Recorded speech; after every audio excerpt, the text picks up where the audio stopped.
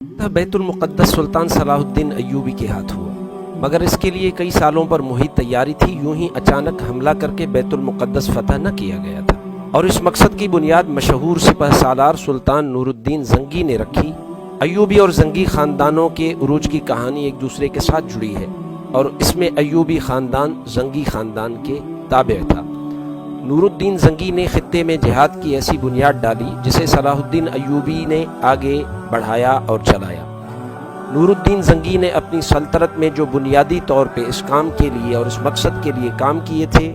ان میں سے ایک یہ تھا کہ اپنی سلطنت کے طول و عرض میں دینی تعلیمی مراکز کی بنیاد رکھی، اصلاح احوال پر مبنی صالح معاشرہ ترتیب دیا۔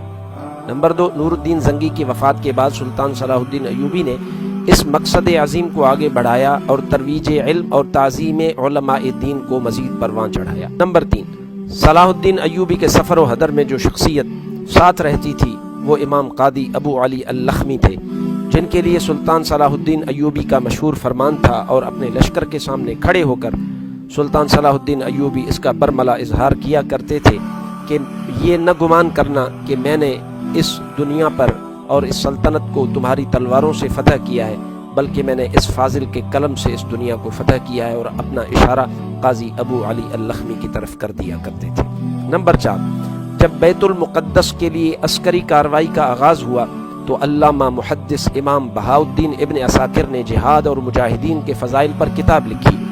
جو مکمل کتاب سلطان صلاح الدین ایوبی نے خود مؤلف سے سبقاً پڑھی، اور صلاح الدین ایوبی نے پوری سلطنت میں اس کتاب کو پڑھنے پڑھانے کے لیے مجالس کا انعقاد کروایا۔ بالآخر معاشرے میں جہاد کی ایک نئی روح پیدا ہوئی، اور وہ دن آیا جب سلطان صلاح الدین کے ہاتھوں بیت المقدس فتح ہوا۔ علامہ بہاؤالدین ابن عساکر نے اپنی اس کتاب کے آخر میں لکھا ہے کہ میں نے یہ کتاب شروع اور ختم کرتے وقت بیت المقدس کے فتح کی دعا مانگی تھی، اور اللہ تعالیٰ نے آج وہ قبول فرما لی ہے، اور میں اس وقت فتح بیت المقدس میں حاضر ہوں۔ یوں علم اور علماء دین اور عادل بادشاہ صلاح الدین ایوبی کی کوشش سے جہاد کے جذبے میں شدت پیدا ہوئی، اور مسلمانوں نے فتح بیت المقدس جیسی خوشی حاصل کی، اور اللہ تعالیٰ نے انہیں کامیابی اور کامرانی نصیب فرمائی۔ لہٰذا یہ بات سمجھ لینی چاہیے کہ الحضارات والامم تبنى بالعلم والعمل، معاشرے علم اور عمل کے ساتھ پروان چڑھتے ہیں اور ترقی اور عروج پاتے ہیں۔